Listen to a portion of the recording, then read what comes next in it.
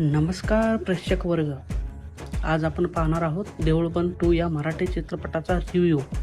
हा चित्रपट श्रद्धा, राजकारण, समाज आणि माणुसकी यावर भाष्य करतो.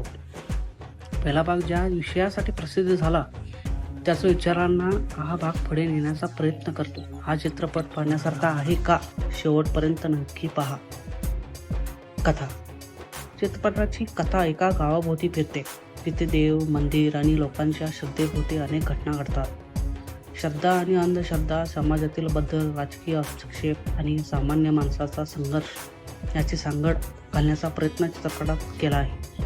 कथा संत गतीने पुढे जाते, पण प्रत्येक प्रसंगातून एक सामाजिक संदेश देण्याचा प्रयत्न दिसतो. अभिनय. सर्व कलाकारांनी आपल्या भूमिका प्रभावीपणे साकारल्या आहेत. भावनिक प्रसंग असो किंवा गंभीर संवाद, अभिनय नैसर्गिक वाटतो. पात्रामधील संवाद चित्रपटाला वास्तवाची जाणीव करून देतात. दिग्दर्शन आणि तांत्रिक बदल. दिग्दर्शकाने विषय गंभीर असतानाही तो प्रेक्षकापर्यंत पोहोचेल अशा पद्धतीने मांडण्याचा प्रयत्न केला आहे.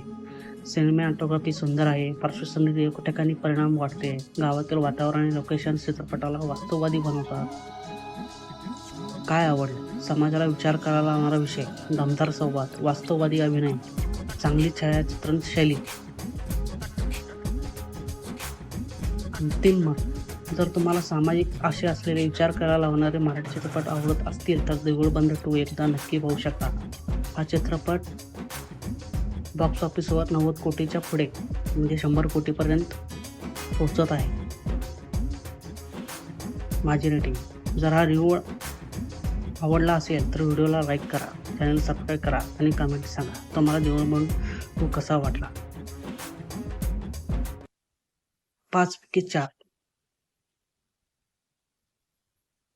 धन्यवाद.